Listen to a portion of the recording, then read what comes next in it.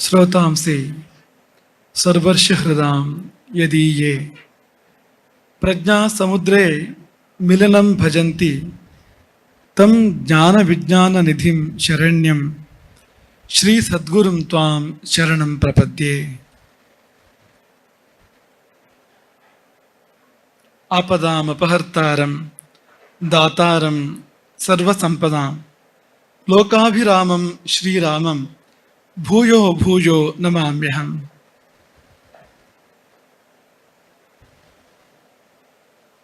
नमस्तुंगशिरश्चुंबि चंद्रचामरचारवे त्रैलोक्य नगरारंभ ಮೂಲಸ್ತಂಭಾಯ ಶಂಭವೆ. ಮೊದಲು ಬ್ರಹ್ಮಕಲಶಾಭಿಷಿಕ್ತನಾದ ಪ್ರಧ್ಯಾನದ ಮಹಾಲಿಂಗೇಶ್ವರ ಪ್ರಭುವನ್ನು ನೆನೆದು ನೆನೆದು ನೆನೆದು ಆತನ ಕರುಣಾದೃಷ್ಟಿ ಎಲ್ಲರ ಮೇಲೆ, ಇಡೀ ಸಮಾಜದ ಮೇಲೆ ನಿರಂತರವಾಗಿ ಹರಿಯಲಿ ಎಂಬುದಾಗಿ ಹಾರೈಸ್ತೇವೆ. ಇಂದು ಮಹಾಲಿಂಗೇಶ್ವರ ದೇವರ ಬ್ರಹ್ಮಕಲಶೋತ್ಸವ. ಹತ್ತಿರ 2 ಗಂಟೆಗಳ ಕಾಲ ನಾವು ದೇವರ ಸಮ್ಮುಖದಲ್ಲಿ ಕುಳಿತಿದ್ದೆವು. ಬ್ರಹ್ಮಕಲಶದ ಸಂದರ್ಭದಲ್ಲಿ ಸಮಯ ಕಳೆದಿದ್ದೇ ಗೊತ್ತಾಗಲಿಲ್ಲ. ನಿಮಗೆ ನಿಜವನ್ನೇ ಹೇಳಬೇಕು ಅಂದರೆ 2 ಗಂಟೆ ಕೈಲಾಸದಲ್ಲಿ ಇದ್ದಂತೆ,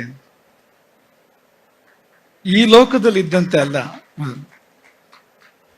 ಹತ್ತಿರ 2 ಗಂಟೆ ಕೈಲಾಸದಲ್ಲಿ ಸಮಯ ಕಳೆದಂಥ ಒಂದು ಅನುಭವ ಆ ಸಮಯದಲ್ಲಿ ಆಗಿದ್ದು ಎನ್ನಲಿಕ್ಕೆ ನಾವು ಇಷ್ಟಪಡ್ತೇವೆ. ಬ್ರಹ್ಮಕಲಶ ಅಂದ್ರೆ ಏನು? ಶಿಲೆಯ ಮೇಲೆ ಜಲ ಸುರಿಯುವುದು ಅಂತ ಅನ್ಕೊಳ್ಬಾರದು ನಾವು. ಲಿಂಗ ಅಂದ್ರೆ ಶಿಲೆ, ಬ್ರಹ್ಮಕಲಶ ಅಂದ್ರೆ ಜಲ. ಶಿಲೆಯ ಮೇಲೆ ಜಲ ಸುರಿಯುವುದೇ ಬ್ರಹ್ಮಕಲಶವ ಅಂದ್ರೆ ಆ ಶಿಲೆ ಶಿವನಿರುವ ಶಿಲೆ, ಸಾಕ್ಷಾತ್ ಶಿವನೇ ಆದ ಶಿಲೆ ಅದು. ಕಾಣುವ ಕಣ್ಣಿದ್ರೆ ಕಲ್ಲು ಶಿವ, ಕಾಣುವ ಕಣ್ಣು ಇಲ್ಲದಿದ್ರೆ ಶಿವನು ಕೂಡ ಕಲ್ಲಾಗ್ತಾನೆ. ಆ ಕಣ್ಣು ಇಲ್ಲದಿದ್ದಾಗ ನಾವು ಲಿಂಗದ ಮುಂದೆ ನಿಂತರೂ ಕೂಡ ನಮಗದು ಲಿಂಗವಾಗಿ ಕಾಣಿಸೋದಿಲ್ಲ, ಕಲ್ಲಾಗಿ ನಮಗೆ ಕಾಣಿಸ್ಬೋದು. ಹಾಗಾಗಿ ಶಿವನಿರುವ ಶಿಲೆ ಮತ್ತು ತತ್ವಗಳು ಸಮಾವಿಷ್ಟವಾಗಿರುವಂಥ ಜಲ. ಈ ಬ್ರಹ್ಮಕಲಶದ ಜಲ ಅಂದ್ರೆ ಏನು? ತತ್ವ ಜಲ. ಅದು ತಂತ್ರಿಗಳು ತತ್ವನ್ಯಾಸವನ್ನು ಮಾಡಿರ್ತಾರೆ ಆ ಜಲದಲ್ಲಿ, ಅದರಿಂದ ಅಭಿಷೇಕ. ಈ 2 ಸಂಗತಿಗಳು ಸೇರಿಕೊಳ್ಳುವಂಥದ್ದು. ಒಂದು ಶಿವಶಿಲೆ, ಇನ್ನೊಂದು ತತ್ವಜಲಗಳ ಸಮಾಯೋಗ ಆ ಬ್ರಹ್ಮಕಲಶದ ಸಮಯದಲ್ಲಿ ಏರ್ಪಡುವಂಥದ್ದು. ಬ್ರಹ್ಮಕಲಶ ಎಲ್ಲ ದೇವರಿಗೂ ಆಗ್ತದೆ, ಅದು ಶಿವನಿಗೂ ತುಂಬಾ ವಿಶೇಷ. ಯಾಕೆಂದ್ರೆ ಶಿವ ಕೇಳಿ ಅಭಿಷೇಕ ಪ್ರಿಯ, ಅಲಂಕಾರ ಪ್ರಿಯನೆಲ್ಲ ಅವನು. ವಿಷ್ಣು ಅಲಂಕಾರ ಪ್ರಿಯ, ಆದ್ರೆ ಶಿವ ಅಭಿಷೇಕ ಪ್ರಿಯ. ಅಭಿಷೇಕಕ್ಕೂ ಅಲಂಕಾರಕ್ಕೂ ವ್ಯತ್ಯಾಸ ಏನು ಅಂದ್ರೆ, ಅಲಂಕಾರ ಎನ್ನುವುದು ಕೂಡುವ ಲೆಕ್ಕ, ಅದು ಅಭಿಷೇಕ ಕಳೆಯುವ ಲೆಕ್ಕ. ನೀವು ಅಲಂಕಾರ ಮಾಡ್ಕೊಂಡಾಗ ಅನೇಕ ಸಂಗತಿಗಳು ಸೇರ್ಕೊಳ್ತವೆ. ನೀವು ಹೂವು ಮುಡ್ಕೊಂಡ್ರೆ, ಆಭರಣವನ್ನು ತೊಟ್ಕೊಂಡ್ರೆ ಅವು ಸೇರ್ಕೊಳ್ತಾ ಹೋಗ್ತವೆ. ಅದು ಕೂಡುವಿಕೆ ಅದು. ಆದರೆ ನೀವು ಸ್ನಾನ ಮಾಡುವಾಗ ನಿಮ್ಮ ತಲೆ ಮೇಲೆ ಧಾರಾಕಾರವಾಗಿ ನೀರು ಬಿದ್ದರೆ ಏನುಂಟು ಮೈ ಮೇಲೆ ಅದೆಲ್ಲವೂ ಕೂಡ ತೊಳೆದು ಹೋಗುವಂಥದ್ದು, ಕಳೆದು ಹೋಗುವಂಥದ್ದು, ಕಳೆಯುವ ಲೆಕ್ಕ ಅದು. ಹಾಗಾಗಿ ಈ ಶಿವ ಅವನು ಲಯಕರ್ತ, ಅವನು ಕಳೆಯುವವನು. ಕಳೆಯುವುದೇ ತುಂಬ ಮುಖ್ಯ. ನೀವು ಆಲೋಚನೆ ಮಾಡಬಹುದು, ಯಾಕೆ ಕಳೆಯುವ ದೇವರಿಗೆ ಇಷ್ಟು ಪ್ರಾಮುಖ್ಯ ಅಂತ. ನಮ್ಮ ಜೀವನದಲ್ಲಿ ಕೂಡಲಿಕ್ಕೆ ಏನಿದೆಯೋ ಅದಕ್ಕಿಂತ ಹೆಚ್ಚು ಕಳೀಲಿಕ್ಕಿದೆ. ನಾವು ಕಳ್ಕೊಳ್ಳುವಂಥದ್ದು, ಬಿಡುವಂಥದ್ದು ತುಂಬ ಇದೆ. ಈಗ ನಮ್ಮ ಜೀವನದಲ್ಲಿರೋ ಎಲ್ಲ ಕ್ಲೇಶಗಳಿಗೂ, ಎಲ್ಲ ಕಷ್ಟಗಳಿಗೂ, ಸಮಸ್ಯೆಗಳಿಗೂ ಕಾರಣ ಏನು ಅಂದರೆ, ಕಳ್ಕೊಳ್ಬೇಕಾದೆಷ್ಟನ್ನು ನಾವು ಕಳ್ಕೊಂಡಿಲ್ಲ, ಇಟ್ಕೊಂಡಿದ್ದೇವೆ. ನೀವು ನೈಯಾಯಿಕರನ್ನು ಕೇಳಿದರೆ, ನ್ಯಾಯಶಾಸ್ತ್ರವನ್ನ ಬಲ್ಲವರನ್ನು ಕೇಳಿದರೆ, ಅವರು ಮುಕ್ತಿ ಅಂದ್ರೆ ಅಷ್ಟೇ ಕಳ್ಕೊಳ್ಳುವಂಥದ್ದು. ಏನು ಭಾರ ಇದೆ, ಸಂಸಾರದ ಭಾರ, ದುಃಖಗಳ ಭಾರ. ಏಕವಿಂಶತಿ ದುಃಖಧ್ವಂಸ, 21 ಬಗೆಯ ದುಃಖಗಳು ನಮ್ಮನ್ನು ಬಾಧಿಸ್ತವೆ. ಅವೆಲ್ಲವನ್ನು ಕೂಡ ಕಳ್ಕೊಳ್ಳುವಂಥದ್ದು, ಹೊರೆಯನ್ನು ಇಳಿಸುವಂಥದ್ದು, ಇದೇ ಮೋಕ್ಷ ಎಂಬುದಾಗಿ ಅವ್ರು ಹೇಳ್ತಾರೆ. ಸನ್ಯಾಸ ಅಂದ್ರೂ ಕೂಡ ಅದೇ, ಅದು ಕಳೆಯುವ ಲೆಕ್ಕ. ಅದು ಎಲ್ಲವನ್ನು ಕೂಡ ಬಿಡುವಂಥದ್ದು, ಎಲ್ಲವನ್ನು ಕೂಡ ಕಳೆದುಕೊಳ್ಳುವಂಥದ್ದು. ಹಾಗಾಗಿ ಯಾವುದನ್ನೆಲ್ಲ ಕಳೀಲಿಕ್ಕೆ ಸಾಧ್ಯ ಇದೆಯೋ ಅದನ್ನೆಲ್ಲ ಕಳೆದರೆ ಮನುಷ್ಯ ಸುಖಿ ಆಗ್ತಾನೆ, ಮನುಷ್ಯ ನೆಮ್ಮದಿಯನ್ನು ಹೊಂದ್ತಾನೆ. ಅಂತಹ ದೇವರು ಅಭಿಷೇಕವನ್ನ, ಬ್ರಹ್ಮಕಲಶಾಭಿಷೇಕವನ್ನ ಇವತ್ತು ಹೊಂದಿ ನಮ್ಮೆಲ್ಲರನ್ನು ಕೂಡ ಹರಿಸ್ತಾ ಇರುವಂತ ಒಂದು ಮಹಾ ಒಂದು ಸಂದರ್ಭ. ಹಾಗಾಗಿ ಈ ಷೋಡಶ ತೀರ್ಥಗಳು, ಏಕಾದಶ ನದಿಗಳು, ಅದಲ್ಲದೆ 5 ತೀರ್ಥಗಳು, ಷೋಡಶ ತೀರ್ಥಗಳು, ಇಡೀ ಭಾರತವೇ ಇಲ್ಲಿಗೆ ಬಂದಿದೆ. ಪದ್ಯಾಣಕ್ಕೆ ಭಾರತ ವರ್ಷವೇ ಬಂದಿದೆ. ಯಾಕೆಂದ್ರೆ ಭಾರತ ವರ್ಷದ ಪ್ರಮುಖವಾದ ನದಿಗಳು ಮತ್ತು ಸರೋವರಗಳು, ಅಲ್ಲಿಂದ ತೀರ್ಥ ಇಲ್ಲಿಗೆ ಬಂದ ಕಾರಣ ಭಾರತವೇ ಮಹಾಲಿಂಗೇಶ್ವರನ ಅಭಿಷೇಕಕ್ಕೆ, ಬ್ರಹ್ಮಕಲಶಾಭಿಷೇಕಕ್ಕೆ ಬಂದಂತಾಯ್ತು. ಮಹಾಲಿಂಗೇಶ್ವರನಿಗೆ ಭಾರತಾಭಿಷೇಕ ಆದಂತೆ ಆಯ್ತು, ಭಾರತ ವರ್ಷವನ್ನೇ ಅಭಿಷೇಕ ಮಾಡಿದಂತೆ ಆಯ್ತು ಎಂಬುದಾಗಿ ನಾವು ಭಾವಿಸುವಂಥದ್ದು. ಹಾಗಾಗಿ ಈ ತೀರ್ಥಗಳು ಸುತ್ತಮುತ್ತೆಲ್ಲ ಸಂಚಾರ ಮಾಡಿ ಎಲ್ಲರನ್ನೂ ಪಾವನ ಮಾಡಿ ಇವತ್ತು ಇಲ್ಲಿಗೆ ಬಂದು ದೇವರಿಗೆ ಬ್ರಹ್ಮಕಲಶವೂ ಆಗಿದ್ದಲ್ಲದೆ ತಂತ್ರಿಗಳ ಸಲಹೆ ಪ್ರಕಾರ ತೀರ್ಥದ ಬಾವಿಯನ್ನು ಈ ಜಲ ಪ್ರವೇಶ ಮಾಡಿ ಇನ್ನು ಮುಂದೆ ನಿರಂತರವಾಗಿ ದೇವರಿಗೆ ಈ ಷೋಡಶ ತೀರ್ಥದ ಅಭಿಷೇಕ ಆಗುವಂತಾಗಿರುವಂಥದ್ದು ಇದೊಂದು ಸುಯೋಗ ಎಂಬುದಾಗಿ ನಾವು ಭಾವಿಸ್ತೇವೆ. ಈ ಸೃಷ್ಟಿ ಅಂದ್ರೆ 3 ಗುಣಗಳು, ಸತ್ವಗುಣ, ರಜೋಗುಣ, ತಮೋಗುಣ, ಬೇರೆ ಏನು ಇಲ್ಲ ಎಂಬುದಾಗಿ ಬಲ್ಲವರು ಹೇಳ್ತಾರೆ. ಇಷ್ಟೇ ಇರುವಂಥದ್ದು. ನೀವೇನು ನೋಡ್ತಿದ್ದೀರೋ ಈ ಸತ್ವಗುಣ, ರಜೋಗುಣ, ತಮೋಗುಣಗಳ ಸಮಾಯೋಗವನ್ನೇ ನೀವು ನೋಡ್ತಾ ಇರುವಂಥದ್ದು. ಅದರ ಹೊರತಾಗಿ ಬೇರೆ ಏನೂ ಇಲ್ಲ ಎಂಬುದಾಗಿ ಬಲ್ಲವರ ಅಭಿಮತ. ಈಗ ನಾವು ಉದಾಹರಣೆ ಕೊಡೋದಾದ್ರೆ, ಒಂದು ಕಾಫಿಯನ್ನ 100 ರೀತಿ ಮಾಡಬಹುದು, ಆದರೆ ಮೂಲ ದ್ರವ್ಯ 3: ಹಾಲು, ಸಕ್ಕರೆ ಮತ್ತು ಕಾಫಿ ಪುಡಿ. ಈ 3 ತಾನೆ ಮೂಲ ದ್ರವ್ಯ. ಚಹಾ ಅಂದ್ರೆ ಚಹಾದ ಪುಡಿ ಉದಾಹರಣೆಗೆ. ಆದ್ರೆ ಅದನ್ನ ಎಷ್ಟು ರೀತಿ ಬೇಕಾದ್ರೂ ಮಾಡಬಹುದು. ಹಾಗೆ ಈ 3 ಗುಣಗಳು ಇಷ್ಟು ರೂಪವನ್ನು ತಾಳಿದಾವೆ, ಅನಂತ ರೂಪವನ್ನು ತಾಳಿದಾವೆ. ಈ 3 ಗುಣಗಳಲ್ಲಿ ಸತ್ವಗುಣ ಅದು ವಿಷ್ಣುವಿನದ್ದು, ವಿಷ್ಣು ಆಳುವಂಥದ್ದು ಸತ್ವಗುಣವನ್ನು, ಬ್ರಹ್ಮ ಆಳುವಂಥದ್ದು ರಜೋಗುಣವನ್ನು, ಶಿವ ಆಳುವಂಥದ್ದು ತಮೋಗುಣವನ್ನು. ಶಿವ ತಾಮಸ ಅಲ್ಲ, ಶಿವ ಆಳುವುದು ತಮೋಗುಣವನ್ನು. ಶಿವ ಶುದ್ಧ ಸಾತ್ವಿಕ, ಪರಮ ಸಾತ್ವಿಕ ದೇವತೆ. ಅದು ಶುದ್ಧ ಸ್ಫಟಿಕ ಸಂಕಾಶಂ ಅಂತ ಅವನನ್ನ ಶಾಸ್ತ್ರಗಳು ಕರೆದಿದ್ದಾವೆ. ಸ್ಫಟಿಕದಂತೆ ಇದ್ದಾನೆ ಅವನು. ಸ್ಫಟಿಕ ಅಂದ್ರೆ ಸತ್ವಗುಣ, ಬೇರೆ ಏನು ಕೂಡ ಅಲ್ಲ ಅದು. ಯಾಕಿದ್ರೆ ನೆನಪು ಮಾಡ್ಕೊಂಡು ಅಂದ್ರೆ, ಈ ಸೃಷ್ಟಿಯ ಆಳದಲ್ಲಿ ಸತ್ವಗುಣ ಇದೆ, ನಡುವಿನ ಪದರ ರಜೋಗುಣ, ನಾವಿರುವ ಪದರ ಇದೆಯಲ್ಲ ಇದು ತಮೋಗುಣ. ಸೃಷ್ಟಿಯ ತಮೋಗುಣದ ಪದರದಲ್ಲಿ ನಾವೆಲ್ಲ ಇರುವಂಥದ್ದು, ಹೊರಗ ವೆಚ್ಚದಲ್ಲಿ ಅತ್ಯಂತ ಹೊರಗಿನ ಆವರಣದಲ್ಲಿ ನಾವೆಲ್ಲ ಇರುವಂಥದ್ದು. ಇದು ಯಾರಿಂದ ಆವರಿಸಲ್ಪಟ್ಟಿದೆ ಅಂದ್ರೆ ಇದು ಶಿವನಿಂದ ಆವರಿಸಲ್ಪಟ್ಟಿದೆ. ಹಾಗಾಗಿ ನಮಗೆ ಮೊದಲು ಸಿಗುವ ದೇವರು ಯಾವುದು? ನಾವಿರುವಲ್ಲಿಂದ ನಮಗೆ ಮೊದಲು ಸಿಗುವ ದೇವರು ಯಾವುದು ಅಂದ್ರೆ ಬ್ರಹ್ಮನೂ ಅಲ್ಲ, ವಿಷ್ಣುವೂ ಅಲ್ಲ. ಆಳಕ್ಕಿಳಿಬೇಕು ಬ್ರಹ್ಮ ವಿಷ್ಣುಗಳು ಸಿಗಬೇಕು ಅಂದ್ರೆ ನಾವು ಇರುವ ಪದರದಲ್ಲಿ ಇಲ್ಲಿಯೇ ನಮಗೆ ಲಭ್ಯವಾಗುವ ದೇವರು ಯಾವುದು, ಅಲ್ಲಿವರೆಗೂ ವ್ಯಾಪ್ತಿ ಇರಬೇಕು, ಅಲ್ಲಿವರೆಗೂ ಕರ್ಕೊಂಡು ಹೋಗಬೇಕು. ಆದ್ರೆ ಇಲ್ಲಿ ಪೂರ್ತಿ ನಮ್ಮನ್ನು ಆವರಿಸಿರ್ಬೇಕು, ನಾವಲ್ಲೇ ಇದ್ದೇವೆ ಅನ್ನೋ ತರ ಇರಬೇಕು. ಅಂತ ದೇವರು ಯಾವುದು ಅಂದ್ರೆ ಅದು ಶಿವ ಅಂತ. ನಾವೆಲ್ಲ ಶಿವನ ಮಡಿಲಿನಲ್ಲಿ ಇದ್ದೇವೆ, ಶಿವನಿಂದ ಆವೃತರಾಗಿ ನಾವಿದ್ದೇವೆ. ಹಾಗಾಗಿ ನಮಗೆ ಏನ್ ಬೇಕಾದ್ರೂ ಅದು ಶಿವನಿಂದಲೇ ಆಗ್ಬೇಕು. ಏನ್ ಆಗುವಂಥದ್ದು ಕೂಡ ಶಿವನ ಕರುಣೆಯಿಂದಲೇ ಆಗುವಂಥದ್ದು, ಶಿವನ ಉಪಾಸನೆ. ಹಾಗಾಗಿ ನಮ್ಮ ಬದುಕಿನ ಉತ್ಥಾನದ ದೃಷ್ಟಿಯಿಂದ ಅತ್ಯಂತ ಮುಖ್ಯ ಎಂಬುದನ್ನು ನಾವಿಲ್ಲಿ ನೆನಪಿಸಿಕೊಳ್ಳುವಂಥದ್ದು. ಹೀಗೆ ಅತ್ಯಂತ ವೈಭವದಲ್ಲಿ ಈ ಪದ್ಯಾಣದ ಮಹಾಲಿಂಗೇಶ್ವರನ ಬ್ರಹ್ಮಕಲಶೋತ್ಸವ ಇಲ್ಲಿ ನೆರವೇರಿದೆ. ಒಂದು ಆಶೀರ್ವಾದದ ಮಾತು ಅದೇನೆಂದ್ರೆ, ಯಾರು ಯಾರು ಈ ಬ್ರಹ್ಮಕಲಶದ ಕಾರ್ಯಕ್ರಮದಲ್ಲಿ ಕೈ ಜೋಡಿಸಿದ್ದಾರೆ ಅವರಿಗೆಲ್ಲ ಒಳ್ಳೇದಾಗಬೇಕು. ಚಿಕ್ಕ ದೊಡ್ಡ ಸೇವೆಗಳನ್ನು ಯಾರೆಲ್ಲ ಮಾಡಿದ್ದಾರೆ, ತುಂಬಾ ಚಿಕ್ಕ ಸೇವೆ, ಒಂದು ಹೂ ತಂದು ಕೊಟ್ಟಿದ್ರಿಂದ ಇರ್ಬೋದು ಅಂತ, ಯಾವ ಸೇವೆಗಳನ್ನು ಯಾರೆಲ್ಲ ಮಾಡಿದಾರೋ ಆ ಎಲ್ಲರನ್ನು ಅನುಗ್ರಹ ಮಾಡಬೇಕು ಮಹಾಲಿಂಗೇಶ್ವರ. ಎಲ್ಲರನ್ನು ಕೂಡ ಮಹಾಲಿಂಗೇಶ್ವರ ಹರಸ್ಬೇಕು. ಇದು ಆಶೀರ್ವಾದ ಅಂದ್ರೆ ಆಶೀರ್ವಾದ ಏನಲ್ಲ, ಇದು ಅನುವಾದ ಮಾತ್ರ. ಇದು ಆಗ್ಲಿಕ್ಕಿರುವಂಥದ್ದು. ಈಗ ನೀವು ಸೇವೆ ಮಾಡಿದಿರಿ ಅಂತ ಆದ್ಮೇಲೆ, ಮಹಾಲಿಂಗೇಶ್ವರನ ಸೇವೆ ಮಾಡಿದಿರಿ, ಅದು ಇಂಥ ಸಂದರ್ಭದಲ್ಲಿ ಬ್ರಹ್ಮಕಲಶ ನಡೆಯುವಾಗ ಅಂತ ಆದ್ರೆ ನಿಮಗೆ ಫಲ ಬರುವುದು ನಿಶ್ಚಿತ, ಅದರ ಶುಭ ಫಲ ಬರುವಂಥದ್ದು ನಿಶ್ಚಿತ. ಆದ್ರೂ ಇನ್ನೊಮ್ಮೆ ಹೇಳುವಂಥದ್ದು, ಇದಕ್ಕೆ ಸಂಬಂಧಪಟ್ಟವರು ಇರ್ಬೋದು, ಪಡೆದವರು ಇರ್ಬೋದು, ನೀವು ಯಾರ್ಯಾರು ಈ ಬ್ರಹ್ಮಕಲಶದ ಈ ಮಹಾಸಂಭ್ರಮದಲ್ಲಿ ಪಾಲ್ಗೊಂಡಿದ್ದೀರೋ, ಸೇವೆ ಮಾಡಿದ್ದೀರೋ, ನಿಮಗೆಲ್ಲ ಮಹಾಲಿಂಗೇಶ್ವರನ ಮಹದನುಗ್ರಹ ಸಂಪ್ರಾಪ್ತವಾಗಲಿ ಎಂಬುದಾಗಿ ನಾವು ಈ ಸಮಯದಲ್ಲಿ ಹಾರೈಸ್ತೇವೆ. ಈ ದೇವಸ್ಥಾನ ಒಂದು ಕುಟುಂಬಕ್ಕೆ ತುಂಬಾ ಹತ್ರ ಇರುವಂಥದ್ದು, ಪದ್ಯಾಣ ಕುಟುಂಬಕ್ಕೆ ಸಂಬಂಧಪಟ್ಟಂತೆ ಇರುವಂತಹ ದೇವಸ್ಥಾನ. ಆದ್ರೆ ಇವತ್ತು ವ್ಯಾಪ್ತಿ ವಿಸ್ತರಿಸಿದೆ. ಶಾಂಭಟ್ರು ಹೇಳಿದ ಹಾಗೆ ವ್ಯಾಪ್ತಿ ಇವತ್ತು ಪದ್ಯಾಣ ಕುಟುಂಬದ ಹೊರಗೆ ತುಂಬಾ ಇದೆ ಇವತ್ತು. ಆದ್ರೆ ಆ ಕುಟುಂಬವನ್ನು ಒಮ್ಮೆ ನೆನಪು ಮಾಡಿಕೊಳ್ಳುವ ಎನ್ನುವ ಭಾವ ನಮಗೆ ಬಂತು. ಈ ಕುಟುಂಬ ಯಾರಿಂದ ಬಂತು? ಪದ್ಯಾಣ ಕುಟುಂಬದ ಮೂಲ ಯಾರು ಅಂದ್ರೆ ಭರದ್ವಾಜರು.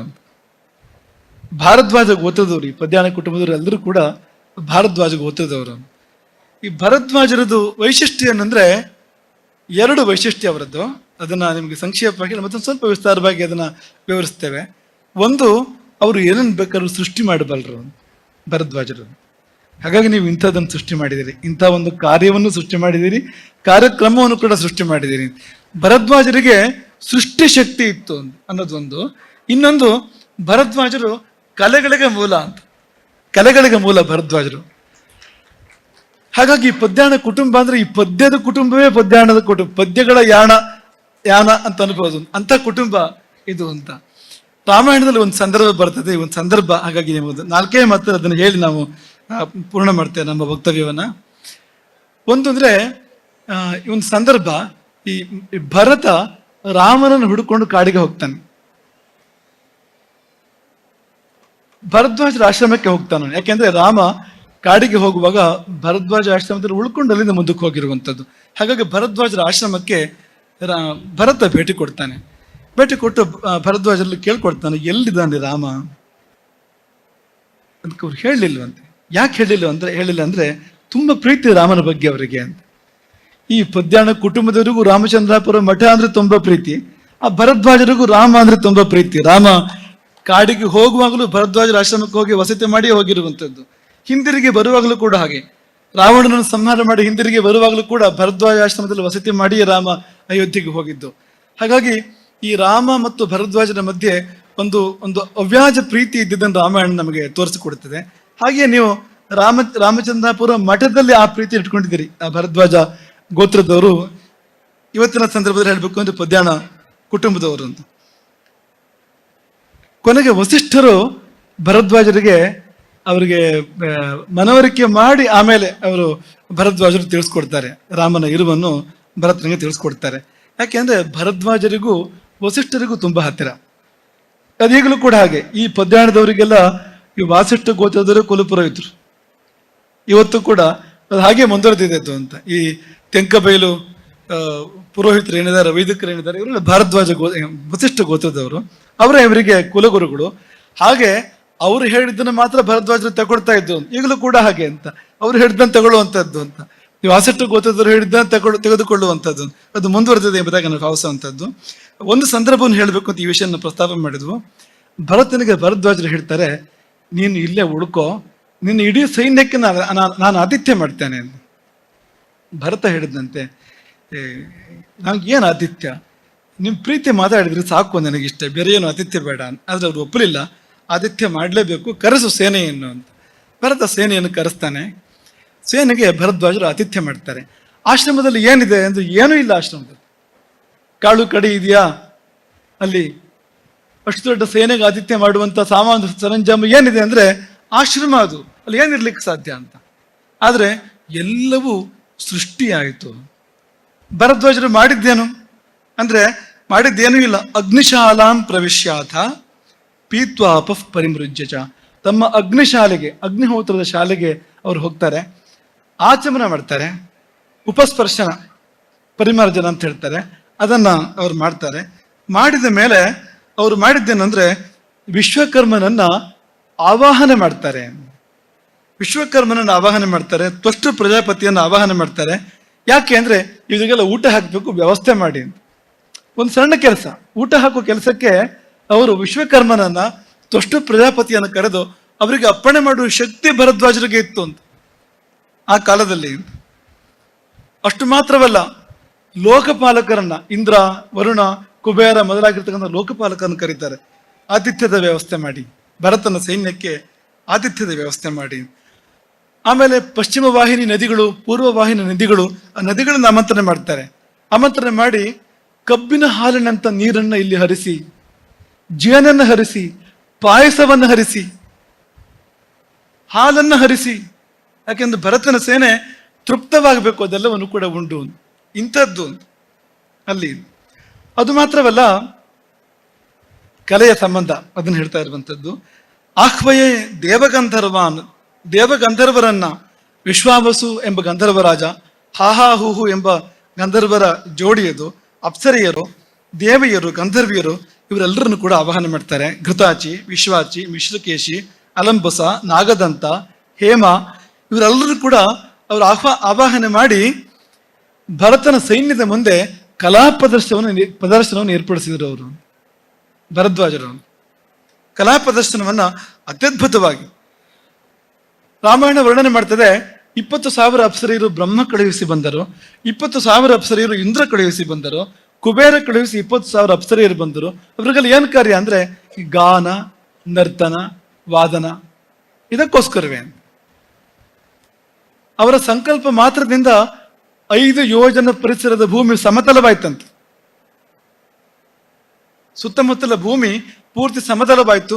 ಹಸಿರು ಹುಲ್ಲು ಬೆಳೆದು ಅದು ತುಂಬಾ ಒಂದು ಮನೋಹರವಾಗಿರ್ತಕ್ಕಂಥ ಉದ್ಯಾನವನದಂತೆ ಆ ಭೂಮಿ ಆಯ್ತು. ಮತ್ತೆ ಒಂದು ಶುಭವಾದ ಗಾಳಿ ಬೀಸ್ತಂತೆ, ಪರಿಮಳದ ತಂಗಾಳಿ ಬೀಸ್ತಂತೆ. ಆಮೇಲೆ ಹೂವಿನ ಮಳೆ ಬಿತ್ತಂತೆ, ಕುಸುಮ ವೃಷ್ಟಿ ಅಲ್ಲಿ ಆಯ್ತಂತೆ. ವೀಣೆಯ ನಾದ ಕೇಳಿ ಬಂತು, ಅಪ್ಸರಿಯರ ಗಾಯನ, ಗಂಧರ್ವರ ನರ್ತನ ಅಲ್ಲಿ ಏರ್ಪಟ್ಟಿತು. ಅದರ ಬಳಿಕ ತುಂಬಾ ವಿಸ್ತಾರವಾದ ಸಂಗತಿಗಳಿದೆ. ಅಂದ್ರೆ ಒಂದು ನಗರಿಯನ್ನು ಸೃಷ್ಟಿ ಮಾಡ್ತಾರೆ ಅವರು, ಒಂದು ರಾಜಭವನ ಸೃಷ್ಟಿ ಮಾಡ್ತಾರೆ. ಇದೆಲ್ಲ ಮಾಡಿ ಭರತನಿಗೆ ಬೇಕಾಗಿರ್ತಕ್ಕಂಥ ಆತಿಥ್ಯವನ್ನು ಕೊಡ್ತಾರೆ. ಅಲ್ಲಿ ಅವರ ಕಲಾ ಪ್ರದರ್ಶನದ ವಿಷಯ ಹೇಳುವಾಗ ಎಷ್ಟು ಸುಂದರವಾಗಿ ರಾಮಾಯಣದ ನಿರೂಪಣೆ ಮಾಡುತ್ತೆ ಅಂದ್ರೆ, ನಾರದ, ತುಂಬೂರು, ಗೋಪ ಇವರೇ ಮೊದಲಾದ ಗಂಧರ್ವ ರಾಜರು ಭರತನ ಮುಂದೆ ಗಾಯನವನ್ನ, ನರ್ತನವನ್ನ ಮಾಡ್ತಾರೆ. ಕೊನೆ ಮಾತು, ಎಷ್ಟರವರೆಗೆ ಭರದ್ವಾಜರಿಗೆ ಪ್ರಭಾವ ಇತ್ತು ಅಂದ್ರೆ ಆ ಕಾಡಿನ ಬಿಲ್ವ ವೃಕ್ಷಗಳು ಮೃದಂಗ ನುಡಿಸಿದವು. ಬಿಲ್ವ ಮಾರ್ದಂಗಿಕ ಆಸನ್, ಭರದ್ವಾಜರ ಆಶ್ರಮದ ಪರಿಸರದ ಬಿಲ್ವ ವೃಕ್ಷಗಳು ಮನುಷ್ಯಾಕಾರವನ್ನು ತಾಳಿ ಮೃದಂಗವನ್ನ ನುಡಿಸಿದವು. ಕಾಂಸ್ಯಗ್ರಾಹ ವಿಭೀತಕಾಹ, ತಾರೆ ಮರಗಳು ತಾಳ ಹಾಕಿದವು. ಕಾಂಸ್ಯ ಅಂದ್ರೆ ಕಂಚಿನ ತಾಳವನ್ನು ಹೇಳ್ತಾ ಇರುವಂತದ್ದು. ತಾಳ ಹಾಕಿದ್ಯಾರು ಅಂದ್ರೆ ಚಕ್ರತಾಳ. ನಾವು ಇವತ್ತು ಅದನ್ನ ಕೇಳ್ತೇವೆ. ಅದನ್ನ ತಾರೆ ಮರಗಳು ಅಂತ. ಅಶ್ವತ್ಥ ಮರಗಳು ನರ್ತನ ಮಾಡಿದ್ವು, ಅಶ್ವತ್ಥ ವೃಕ್ಷಗಳು ನರ್ತನ ಮಾಡಿದ್ವು ಅಂತ. ಈ ಪದ್ಯಾಣ ಕುಟುಂಬದಲ್ಲಿ ಇದು ಇಲ್ಲದೆ ಇರುವಂತ ಯಾವ ಜನವೂ ಇಲ್ಲ ಅಂತ. ಅವರಿಗೆ ಹಾಡ್ಲಿಕ್ಕೆ ಗೊತ್ತಿರ್ತದೆ, ಅವರಿಗೆ ನುಡಿಸ್ಲಿಕ್ಕೆ ಗೊತ್ತಿರ್ತದೆ, ಅಥವಾ ಅವರಿಗೆ ಇಲ್ಲ ಬಣ್ಣ ಹಚ್ತಾರೆ, ಅವರು ಅಭಿನಯ ಮಾಡ್ತಾರೆ, ನರ್ತನ ಮಾಡ್ತಾರೆ. ಇದು ಏನಾದ್ರು ಒಂದು ಉಂಟು ಅಂತ. ಯಾವುದೂ ಇಲ್ಲ ಅಂದ್ರೆ ಎಲ್ಲವನ್ನು ಮಾಡಿಸೋರಾಗಿರ್ತಾರೆ. ನಮ್ಮ ಶ್ಯಾಮ್ ಭಟ್ರು ಉದಾಹರಣೆ ಅದಕ್ಕೆ. ಇದೆಲ್ಲವನ್ನು ಕೂಡ ಒಂದು ರೀತಿಯಲ್ಲಿ ಭರದ್ವಾಜರಿಗೆ ತುಂಬಾ ಹತ್ತಿರ ಇರೋ ಶ್ಯಾಮ್ ಭಟ್ರು. ಯಾಕೆಂದ್ರೆ ಭರದ್ವಾಜರು ಸ್ವತಃ ಇದ್ಯಾವುದನ್ನು ಮಾಡಿದ್ದಲ್ಲ, ಮಾಡಿಸಿದ್ದು ಭರದ್ವಾಜರು. ಆ ಕಾಡಿನ ಎಲ್ಲವೂ ಕೂಡ ಮರ ಗಿಡಗಳು ಕೂಡ ಕುಣಿದಾಡಿದ್ವು, ಬಣ್ಣ ಹಚ್ಚಿ ನರ್ತನ ಮಾಡಿದ್ವು, ತಾಳ ಹಿಡಿದ್ವು ಅಂತ ಅನ್ನೋದನ್ನ ಈ ರಾಮಾಯಣ ಹೇಳ್ತದೆ. ಹಾಗೆ ಶ್ಯಾಮ್ ಭಟ್ರು ಅವರು ಬಣ್ಣ ಹಚ್ಚಿಸಿದ್ದಕ್ಕೆ, ನರ್ತನ ಮಾಡಿಸಿದ್ದಕ್ಕೆ, ಹಾಡಿಸಿದ್ದಕ್ಕೆ, ಕಲಾವಿದರಿಗೆ ಆಶ್ರಯ ಕೊಟ್ಟಿದ್ದಕ್ಕೆ ಬಹುಶಃ ಲೆಕ್ಕ ಇಲ್ಲ ಎಂಬುದಾಗಿ ನಾವು ಭಾವಿಸ್ತೇವೆ. ಹಾಗೆ ಈ ಸೃಷ್ಟಿಕರ್ತ ಸ್ವಭಾವ ಕೂಡ ಶ್ಯಾಮ್ ಭಟ್ರಿಗೆ ತುಂಬಾ ಇದೆ. ಅವರು ಹೋದಲ್ಲಿ ಬಂದಲ್ಲಿ ಹೊಸ ಸೃಷ್ಟಿ ಮಾಡುವಂತ ಶಕ್ತಿ ಶ್ಯಾಮ್ ಭಟ್ರಿಗೆ ಇರೋದನ್ನ ನೀವೆಲ್ಲರೂ ಕೂಡ ನೋಡೇ ಇದ್ದೀರಿ. ನಾವು ಮೊದಲು ಶ್ಯಾಮ್ ಭಟ್ರು ಪದ್ಯಾಣ ಕುಟುಂಬದವರನ್ನು ಗೊತ್ತಿರಲಿಲ್ಲ. ಆಮೇಲೆ ಗೊತ್ತಾದಾಗ ಈ ಸಂಬಂಧಗಳು ನಮ್ಮ ಮನಸ್ಸಿಗೆ ಚೆನ್ನಾಗಿ ಬಂದು ಹಾಗಾಗಿ ಇದ್ದು ಅಂತ. ಈಗ ಅವರಿಗೆ ಯಕ್ಷಗಾನದ ಅಗತ್ಯ ಇರುವಂತೆ ನಾವೇನು ಕಾಣೋದಿಲ್ಲ. ಅವರ ವಿದ್ಯಾಭ್ಯಾಸ ಆಗಲಿ, ಅವರ ವೃತ್ತಿ ಆಗಲಿ, ಅವ್ರು ಇರುವ ಸ್ಥಿತಿ ಆಗಲಿ, ಅಲ್ಲಿ ಯಕ್ಷಗಾನ ಇಟ್ಕೊಳ್ಬೇಕಾಗಿಲ್ಲ ಅವರೇನು ಅಂತ.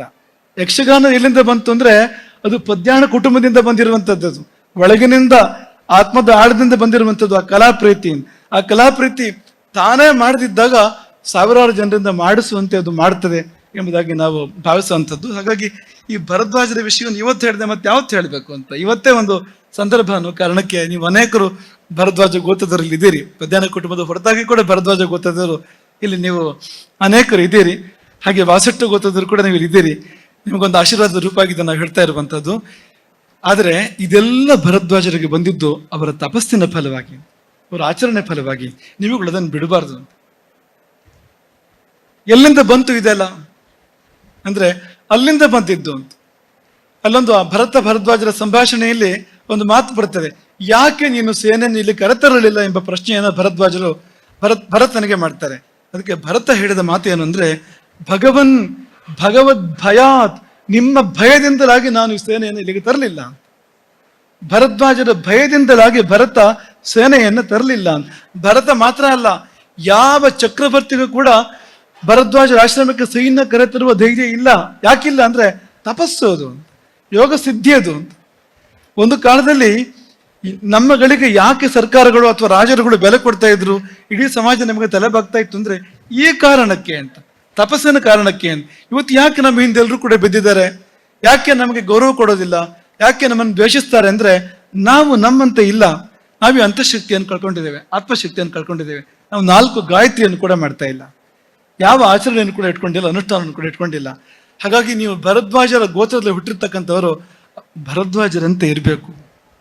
ಭರದ್ವಾಜರ ಸಾಧನೆಗಳು ಒಂದೆರಡಲ್ಲ, ವೈಮಾನಿಕ ಶಾಸ್ತ್ರ ಭರದ್ವಾಜರಿಂದ ಬಂದಿರುವಂಥದ್ದು. ಇವತ್ತು ನಾವು ವಿಮಾನಗಳ ಬಗ್ಗೆ ಮಾತಾಡ್ತೇವೆ, ಆದರೆ ಈ ವೈಮಾನಿಕ ಶಾಸ್ತ್ರ ಗ್ರಂಥವೇ ಇವತ್ತು ಕೂಡ ಲಭ್ಯ ಇದೆ.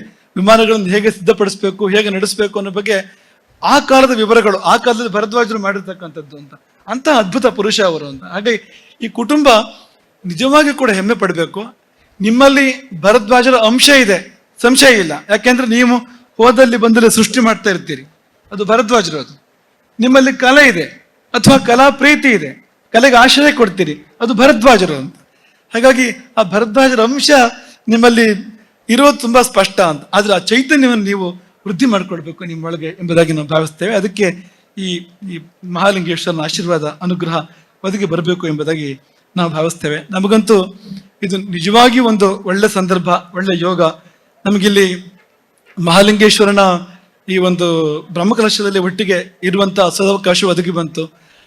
ಕಳೆದುಕೊಂಡ ಸಂಪತ್ತುಗಳು ಅನೇಕನ್ನು ಮರಳಿ ಪಡ್ಕೊಳ್ತಕ್ಕಂಥ ಸಂದರ್ಭ ಕೂಡ ಇಲ್ಲೇ ಒದಗಿ ಬಂದಿರುವಂಥದ್ದು. ನಮಗೆ ಈ ಬ್ರಹ್ಮಕಲಶೋತ್ಸವ ಸಂದರ್ಭದಲ್ಲಿ ಒದಗಿ ಬರುವಂಥದ್ದು ಇದು ನಿಮಗೆ ಗೊತ್ತು.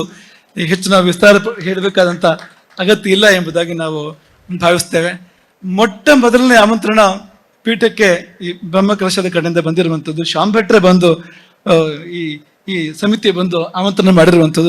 ನಾವು ಅದನ್ನು ನೆನಪು ಮಾಡ್ಕೊಳ್ತೇವೆ. ಆ ಪ್ರೀತಿಯನ್ನು ನಾವು ತುಂಬಾ ಹಚ್ಚ ಹಸಿರಾಗಿ ನಾವು ನೆನಪು ಮಾಡ್ಕೊಳ್ತೇವೆ ಎಂಬುದನ್ನು ಭಾವಿಸಿ, ಶಾಂಭಟ್ರು ಹೇಳಿದಾಗೆ ಮುನಿಗಳು ಮುನಿಯಬಾರದು. ಮುನಿಗಳಿಗೆ ಕ್ರೋಧವೇ ಹೊಲೆ ಅಂತ. ಬೇರೆ ಆಶೋಚ ಬರಬೇಕಾಗಿಲ್ಲ, ಬೇರೆ ಸೂತಕ ಬರಬೇಕಾಗಿಲ್ಲ. ಒಬ್ಬ ಸಂತನಿಗೆ, ಒಬ್ಬ ವಿರಕ್ತನಿಗೆ, ಒಬ್ಬ ಸನ್ಯಾಸಿಗೆ ಕೋಪ ಬಂತು ಅಂದ್ರೆ ಅವನು ಮೇಲಿಗೆ ಆದ ಅಂತ ಅರ್ಥ. ಅದಕ್ಕೆ ಅವನ ಮಡಿ ಹೋಯ್ತು ಅಂತ ಅರ್ಥ ಅದಕ್ಕೆ. ಯಾಕೆಂದ್ರೆ ಕ್ರೋಧ ಅನ್ನೋದು ರಜೋಗುಣ, ಅದು ಸತ್ವಗುಣದಿಂದ ರಜೋಗುಣಕ್ಕೆ ಹೋದ ಅಂದ್ರೆ ಮೇಲ್ಗೆ ಆದ ಅಂತ. ನಮಗದು ಬರಬಾರ್ದು, ನಮಗದು ಶೋಭೆ ಇಲ್ಲ. ನಮಗೆ ಶೋಭೆ ಯಾವುದು ಅಂದ್ರೆ ದಯೆ ನಮಗೆ ಶೋಭೆ, ಪ್ರೀತಿ ನಮಗೆ ಶೋಭೆ, ಕ್ಷಮೆ ನಮಗೆ ಶೋಭೆ, ಇಡೀ ಸಮಾಜವನ್ನ ಮಕ್ಕಳಂತ ಭಾವಿಸುವಂಥದ್ದು ನಮಗೆ ಶೋಭೆ. ಮತ್ತು ಅದಕ್ಕೆ ಶಕ್ತಿ ಜಾಸ್ತಿ ಬೇಕು. ನೀವು ಯುದ್ಧ ಮಾಡಲಿಕ್ಕೆ ಶಕ್ತಿ ಜಾಸ್ತಿ ಬೇಡ, ಆದ್ರೆ ಕ್ಷಮಿಸಲಿಕ್ಕೆ ಶಕ್ತಿ ಜಾಸ್ತಿ ಬೇಕು, ಪ್ರೀತಿ ತೋರಿಸಲಿಕ್ಕೆ ಶಕ್ತಿ ಜಾಸ್ತಿ ಬೇಕು, ಕೋಪಗೊಳ್ಳದೆ ಇರಲಿಕ್ಕೆ ಶಕ್ತಿ ಜಾಸ್ತಿ ಬೇಕು ಯಾವಾಗಲೂ ಕೂಡ. ಹಾಗಾಗಿ ಶಾಂಭಟ್ರು ಹೇಳಿದ ಹಾಗೆ ಮುನಿಯದಿರುವುದೇ ಮುನಿತನ ಅಂತ. ಮುನಿತ್ವ ಅನ್ನುವಂಥದ್ದು ಅಲ್ಲಿಯೇ ಇರುವಂಥದ್ದು. ಮುಂದೆ ಕೂಡ ನಮ್ಮ ಮನಸ್ಸು ಅದೇ ಅಂತ. ಇಡೀ ಬದುಕಿನ ಉದ್ದಕ್ಕೂ ಕೂಡ ಯಾರನ್ನು ಶಪಿಸದೆ, ಯಾರ ಮೇಲೂ ಕೋಪ ಮಾಡದೆ, ಎಲ್ಲರಿಗೂ ಒಳ್ಳೇದ್ ಮಾಡ್ತಾ, ಎಲ್ಲರಿಗೂ ಅಂತರಂಗದಿಂದಲೇ ಒಳ್ಳೇದನ್ನು ಹಾರೈಸ್ತಾ ಇರಬೇಕು ಅನ್ನೋದೇ ನಮ್ಮ ಸಂಕಲ್ಪ. ಕೊನೆಯವರೆಗೂ ಕೂಡ ಹೀಗೆ ಇರಬೇಕು ಅಂತ. ಒಂದು ಕ್ಷಣವೂ ಕೂಡ ಕೋಪಗೊಳ್ಳದೆ, ಒಂದು ಕ್ಷಣವೂ ಕೂಡ ಯಾರ ಕೆಡುಕನ್ನು ಕೂಡ ಹಾರೈಸ್ತಾ ಇರಬೇಕಾಗಿರುವಂಥದ್ದು ನಮ್ಮ ಸಹಜತೆ. ನಾವು ಇರಬೇಕಾಗಿದ್ದ ಹಾಗೆ ಎಂಬುದನ್ನು ನಾವು ಇಲ್ಲಿ ನೆನಪು ಮಾಡ್ಕೊಳ್ತೇವೆ. ವಿನಯ್ ಗುರುಜಿ ಇವತ್ತು ನಮ್ಮ ಜೊತೆಯಲ್ಲಿ ಇಲ್ಲಿ ಇದ್ದಾರೆ. ನಾವು ವಿನಯ್ ಗುರುಜಿ ಬಗ್ಗೆ ನಾವು ಅವ್ರಿಗೆ ಹೇಳಿದ್ವು, ಅವ್ರು ಮಾತನಾಡಿ ಬಂದು ಕುಳಿತುಕೊಳ್ಳಿ ಹೇಳಿದ್ವು, ನೀವು ಹೀಗೆ ನೀವು ಮಾತನಾಡಿದ್ರೆ, ಇಷ್ಟು ಪ್ರೀತಿ ತೋರಿಸಿದ್ರೆ ತಿರುಗಿ ಏನ್ ಮಾಡ್ಬೇಕು ಅಂತಲೇ ಗೊತ್ತಾಗೋದಿಲ್ಲ ಅಂತ, ಮಾತು ಮೂಕ ಆಗ್ಬಿಡ್ತದೆ ಅಂತ. ಇದು ಇವತ್ತು ನಿನ್ನೆ ಅಂತಲ್ಲ, ಈ ನಮ್ಮ ಮತ್ತು ವಿನಯ್ ಗುರುಜಿಯವರ ನಡುವಿನ ಬಾಂಧವ್ಯ ಅನೇಕ ಸಮಯದಿಂದ ಹೀಗೆ ಬಂದಿದೆ. ಅದು ಅವ್ರು ಒಂದು ಪ್ರೇಮದ ಸಾಕಾರ ಮೂರ್ತಿ ಅಂತ ಅವ್ರನ್ನ ಕರಿಬಹುದು, ಒಂದು ಪ್ರೀತಿಯ ಸಾಕಾರ ಮೂರ್ತಿ ಅಂತ ಕರಿಬಹುದು ಅವರನ್ನ. ಎಷ್ಟು ಅವರ ಕೈ, ಬಾಯಿ, ಮುಖ ಎಲ್ಲ ಕಡೆಯಿಂದ ಅದೇ ಒಂದು ಹೊರಸೂಸ್ತದೆ ಅಂತ ಎಂಬುದಾಗಿ ನಮಗೆ ಅನಿಸುವಂಥದ್ದು. ಹಾಗಾಗಿ ಅವರ ಉಪಸ್ಥಿತಿ ನಮಗೆ ತುಂಬ ಸಂತೋಷವನ್ನು ಕೊಟ್ಟಿದೆ, ತುಂಬ ಆನಂದವನ್ನು ಕೊಟ್ಟಿದೆ. ಅವರು ಸದ್ಯದಲ್ಲೇ ಒಮ್ಮೆ ಅವ್ರ ಮಠಕ್ಕೆ ಬರಬೇಕು ಅನ್ನೋ ಅಪೇಕ್ಷೆ ನಮ್ಮದು. ಅದು ಯಾಕೆ ಅಂತ ಅವರಿಗೆ ಗೊತ್ತಿರ್ತದೆ, ಯಾಕೆ ಬರಬೇಕು ಅಂತ ಅನ್ನೋದು ಅವ್ರಿಗೆ ಗೊತ್ತಿರ್ತದೆ. ಅವ್ರು ಒಂದಿಷ್ಟು ಮಾವಿನ ಹಣ್ಣು ಕೊಟ್ಟಿದ್ದಾರೆ ನಮಗೆ, ಒಂದಾದ್ರೂ ತಗೊಳ್ಬೇಕು ನೀವು ಇದರಲ್ಲಿ ಅಂತ, ಒಂದಾದ್ರೂ ಸ್ವೀಕಾರ ಮಾಡಬೇಕು ಅಂತ ಹೇಳಿದ್ದಾರೆ. ಅದಕ್ಕೆ ಪ್ರೀತಿ ಅಂತ ಹೆಸರು ಅದಕ್ಕೆ, ಆ ಭಾವಕ್ಕೆ. ಹಾಗಾಗಿ ಒಂದು ಒಪ್ಪಂದ ಮಾಡ್ಕೊಳ್ಳುವ, ಒಂದಾದ್ರೂ ಅವ್ರು ಕೊಟ್ಟ ಮಾವಿನ ಹಣ್ಣನ್ನು ನಾವು ಸ್ವೀಕಾರ ಮಾಡುವಂಥದ್ದು ಮತ್ತು ಅವರು ಬೇಗ ಮಠಕ್ಕೆ ಬರುವಂಥದ್ದು, ಆದಷ್ಟು ಬೇಗ ಮಠಕ್ಕೆ ಬರುವಂಥದ್ದು. ಅಲ್ಲಿ ಬಂದ್ರೆ ಅವ್ರು ಏನೋ ಒಂದು ಮಾಡ್ತಾರೆ, ಅವರು ಹಾಗೆ ಸುಮ್ಮನೆ ಬರೋದಿಲ್ಲ. ಅವರು ಬಂದಲ್ಲಿ ಕಾಲಿಟ್ರು ಅಂದ್ರೆ ಏನೋ ಒಂದು ಅಲ್ಲಿ ನಡೀತದೆ ವಿಶೇಷವಾಗಿರುವಂತಹ ಘಟನೆ, ಲೋಕಕ್ಷೇಮಕ್ಕೆ ಕಾರಣ ಆಗುವಂಥದ್ದು. ಹಾಗಾಗಿ ಅವರ ಉಪಸ್ಥಿತಿಯನ್ನು ಕೂಡ ನಾವು ಈ ಸಮಯದಲ್ಲಿ ಭಾವಿಸ್ತೇವೆ. ಹಾಗೆ ಅರುಣ್ ಶ್ಯಾಮ್ ನಮ್ಮ ನ್ಯಾಯವಾದಿ ಹೌದು, ಒಂದು ರೀತಿ ನಮ್ಮ ಸೃಷ್ಟಿಯೂ ಕೂಡ ಹೋದಂತ ಅನ್ಬೋದು ಅಂತ. ನಮ್ಮ ಕೈಯಲ್ಲೇ ಬೆಳೆದಿರ್ತಕ್ಕಂಥ ಒಂದು ವ್ಯಕ್ತಿತ್ವ, ನಮ್ಮ ಕೈಯಲ್ಲಿ ಬೆಳೆದ ಹುಡುಗ ಅಂತ ಈಗ ಹೇಳೋ ಹಾಗಿಲ್ಲ. ಯಾಕೆಂದ್ರೆ ಆ ಹುಡುಗ ಅನ್ನೋ ಸ್ಥಿತಿ ದಾಟಿ ಸಮಾಜ ದೊಡ್ಡವನು ಅಂತ ನೋಡುವಂಥ ಸ್ಥಿತಿ ಇವತ್ತು ಬಂದು ತಲುಪಿದೆ. ನಮಗೆ ತುಂಬಾ ಸಂತೋಷ ಆಗಿದೆ ಅಂದ್ರೆ ಆತ ಈ ಬ್ರಹ್ಮ ಕಲಶದ ಒಂದು ಅಧ್ಯಕ್ಷತೆ ವಹಿಸಿ ಸೇವೆ ಮಾಡಿರುವಂಥದ್ದು, ಇದಕ್ಕೊಂದು ಶಕ್ತಿ ಚೈತನ್ಯ ತುಂಬಿರುವಂಥದ್ದು, ಅದು ನಮಗೆ ತುಂಬಾ ಸಂತೋಷ ತಂದಿದೆ. ನಮ್ಮ ಆಡಳಿತ ಮುಕ್ತೇಶ್ವರ ಸತ್ಯ ಹೇಳುವ ಹಾಗೆ ಅರುಣ ಕಿರಣ ಬಿತ್ತು ಅಂತ ನಮ್ಮ ಈ ಬ್ರಹ್ಮ ಕಲಶದ ಮೇಲೆ ಎಂಬುದಾಗಿ ಅರುಣ್ ಶ್ಯಾಮ್ ಬಗ್ಗೆ ಅವರು ಪ್ರಸ್ತಾಪ ಮಾಡ್ತಾ ಇರ್ತಾರೆ. ನಾವು ಹೇಳೋದಷ್ಟೇ, ಅರುಣ್ ಶ್ಯಾಮ್ ಮಾಡಿದ್ದು ನಮ್ಮ ಪ್ರತಿನಿಧಿಯಾಗಿ ಕೆಲಸವನ್ನು ಇಲ್ಲಿ ಅಂತ ಸಂಸ್ಥಾನದ ಪ್ರತಿನಿಧಿಯಾಗಿ ಇಲ್ಲಿ ಸೇವೆಯನ್ನು ಮಾಡಿದ್ದು, ನಮ್ಮ ಪರವಾಗಿ ಯಾರು ಇರಬೇಕಾಗಿತ್ತು ಇಲ್ಲಿ ಆ ಕಾರ್ಯವನ್ನು ಇಲ್ಲಿ ಮಾಡಿದ್ದು ಎಂಬುದಾಗಿ ನಾವು ಈ ಸಮಯದಲ್ಲಿ ಭಾವಿಸ್ತಾ, ಆತನ ಅಗಾಧವಾದ ಶ್ರೇಯಸ್ಸಿಗೆ ಈ ಬ್ರಹ್ಮ ಕಲಶ ಕಾರಣ ಆಗಲಿ. ಈಗಾಗಲೇ ವಿನಯ್ ಗುರೂಜಿ ಹೇಳಿದ್ದಾರೆ, ಈಗ ಮಹಾಲಿಂಗೇಶ್ವರ ದೇವರ ಬ್ರಹ್ಮ ಕಲಶ ಆಯಿತು, ಇನ್ನು ಅರುಣ ಶ್ಯಾಮನ ಬ್ರಹ್ಮ ಕಲಶ ಎಂಬುದಾಗಿ ವಿನಯ್ ಗುರೂಜಿಯವರು ಅಲ್ಲಿಯೇ ಮಹಾಲಿಂಗೇಶ್ವರ ದೇವರ ಮುಂದೆ ಹೇಳಿದ್ದಾರೆ. ಹಾಗೆ ಅಂತ ಮಹಾ ಸಂಭ್ರಮ ಅರುಣನ ಜೀವನದಲ್ಲಿ ಬರಲಿ ಎಂಬುದಾಗಿ ಈ ಸಮಯದಲ್ಲಿ ನಾವು ಆಶೀರ್ವಾದ ಮಾಡ್ತಾ, ಇಲ್ಲಿ ಸೇರಿದ ಎಲ್ಲರನ್ನೂ ತುಂಬಾ ಪ್ರೀತಿಯಿಂದ ಹರಿಸ್ತೇವೆ. ತುಂಬಾ ಒಳ್ಳೆ ಕಾರ್ಯಕ್ರಮ ನೋಡಿ, ತುಂಬಾ ಭಾಷಣಗಳಿಲ್ಲ ಈ ಕಾರ್ಯಕ್ರಮದಲ್ಲಿ. ನಾವು ಇಷ್ಟು ಬೇಗ ಆಶೀರ್ವಚನಕ್ಕೆ ಬರ್ತದೆ ಅಂತ ಎಣಿಸಲಿಲ್ಲ. ನಾವು ಒಂದು 3-4 ಗಂಟೆಯಲ್ಲಿ ಆಗ್ಬೋದು ಅಂತ ಅನ್ಕೊಟ್ಟಿದ್ವಿ ನಾವು. ಆದ್ರೆ ಇಷ್ಟು ಬೇಗ, ಇಷ್ಟು ಸರಳವಾಗಿ ಸೀದಾ ಈ ಕಾರ್ಯಕ್ರಮ ಇಲ್ಲಿ ನಡೆಯುವಂಥದ್ದು ನಿಮಗೆ ಆ ಸಮಯ ಪ್ರಜ್ಞೆ ಇದೆ ಎಂಬುದನ್ನು ಅದು ತೋರಿಸ್ತದೆ. ಹಾಗಾಗಿ ನಿಮ್ಗೆಲ್ಲ ಆಶೀರ್ವಾದಗಳು, ಮಧ್ಯಾಹ್ನ ಕುಟುಂಬಕ್ಕೂ ಆಶೀರ್ವಾದ. ಮತ್ತು ಅದಲ್ಲದೆ ಈ ಕಾರ್ಯದಲ್ಲಿ ಕೈ ಜೋಡಿಸಿರೋರು, ಸೇವೆ ಮಾಡಿದವರು ತುಂಬಾ ಜನ ಇದ್ದಾರೆ, ಅವರೆಲ್ಲರಿಗೂ ತುಂಬು ಮನಸ್ಸಿನ, ತುಂಬು ಹೃದಯದ ಆಶೀರ್ವಾದಗಳು. ನಿಮ್ಮ ಒಂದೊಂದು ಹನಿ ಬೆವರಿದೆಯಲ್ಲ, ಅದು ನಿಮ್ಮ ಪಾಲಿಗೆ ಅಮೃತ ಆಗಲಿಕ್ಕಿದೆ. ನಾಳೆ ಈ ಮಹಾಲಿಂಗೇಶ್ವರ ದೇವರ ಸನ್ನಿಧಿಯಲ್ಲಿ ನೀವು ಸುರಿಸಿದ ಒಂದೊಂದು ಹನಿ ಬೆವರು ಅದು ನಿಮ್ಮ ಪಾಲಿಗೆ ಅಮೃತ. ಒಂದೊಂದು ರೂಪಾಯಿ ನೀವು ಇಲ್ಲಿ ಸಮರ್ಪಣೆ ಮಾಡಿರುವಂಥದ್ದು ನಿಮ್ಮ ಪಾಲಿಗದು ಮುಂದೆ ಬರುವ ಜೀವನದಲ್ಲಿ ಕುಬೇರನ ನಿಧಿ ಹಾಗೆ ನಿಮ್ಮನ್ನದು ಕಾಯಲಿ, ನಿಮಗದು ಒಳ್ಳೇದು ಮಾಡಲಿ ಎಂಬುದಾಗಿ ಈ ಸಮಯದಲ್ಲಿ ನಾವು ಹಾರೈಸಿ, ನಿಮ್ಮೆಲ್ಲರನ್ನು, ವೇದಿಕೆ ಮೇಲೆ ಇರುವವರನ್ನು, ವೇದಿಕೆ ಮೇಲೆ ಕೇಳಿದವರನ್ನು, ತುಂಬ ಜನ ನಮಗೆ ತುಂಬ ಹತ್ತಿರ ಇರುವಂಥವ್ರು ಇದ್ದೀರಿ. ನಿಮ್ಗೆಲ್ರಿಗೂ ಈ ಸಮಯದಲ್ಲಿ ನಾವು ಹೃದಯದ ಅಂತರಾಳದಿಂದ ಆಶೀರ್ವಾದಗಳು. ಈ ಮಹಾಲಿಂಗೇಶ್ವರನ ನೆತ್ತಿಯ ಮೇಲಿಂದ ಹರಿದು ಬಂದ ಆ ಬ್ರಹ್ಮಕಲಶದ ಜಲ, ಅದು ಅವನ ಕರುಣೆಯಾಗಿ ನಿಮ್ಮೆಲ್ಲರ ಮೇಲೆ ಹರಿದು ಬಂದು ನಮ್ಮೆಲ್ಲರ ಬದುಕಿನ ಕೊಳೆಯನ್ನು, ನಮ್ಮ ಅಂತರಂಗದ ಕೊಳೆಯನ್ನು ಅದು ತೊಳೆಯಲಿ. ಆ ಮಹಾಲಿಂಗೇಶ್ವರನಿಗೆ ಎತ್ತಿದ ಆರತಿ ಇದೆಯಲ್ಲ ಬ್ರಹ್ಮಕಲಶದ ಬಳಿಕ, ಆ ಆರತಿ ನಮ್ಮೆಲ್ಲರ ಬದುಕಿನ ಅಂಧಕಾರವನ್ನು ಕಳೆಯಲಿ, ನಮ್ಮೆಲ್ಲರ ಬದುಕನ್ನು ಬೆಳಕಾಗಿಸಲಿ, ಎಲ್ಲರಿಗೂ ಶ್ರೇಯಸ್ಸಾಗಲಿ. ಮಧ್ಯಾಹ್ನ ಇನ್ನೊಂದು ಮೆಟ್ಟಲು ಏರುವಾಗ ಪುನಃ ನಾವಿಲ್ಲಿ ಬಂದು ಅದನ್ನು ನೋಡುವಂತ ಸುಯೋಗ ನಮಗೆ ಮಹಾಲಿಂಗೇಶ್ವರ ಒದಗಿಸಿಕೊಡ್ಲಿ. ಎಲ್ಲರಿಗೂ ಒಳಿತಾಗಲಿ ಅಂತ ಪುಣ್ಯ ಆಗ್ತದೆ. ಹರೇ ರಾಮ್. ಶ್ರೀಮದ್ ಜಗದ್ಗುರು ಶಂಕರಾಚಾರ್ಯ ಶ್ರೀಮದ್ ರಾಘವೇಶ್ವರ ಭಾರತಿ ಸ್ವಾಮಿ ಮಹಾರಾಜ್ ಕೀ. ನಿಖರ ಸುದ್ದಿ, ಸದಭಿರುಚಿಯ ಕಾರ್ಯಕ್ರಮ. ನೀವು ನೋಡ್ತಾ ಇದ್ದೀರಾ ಕಹಳೆ ನ್ಯೂಸ್, ಸಮಾಜದ ಜಾಗೃತಿಗಾಗಿ ವಸ್ತುನಿಷ್ಠ ವರದಿ.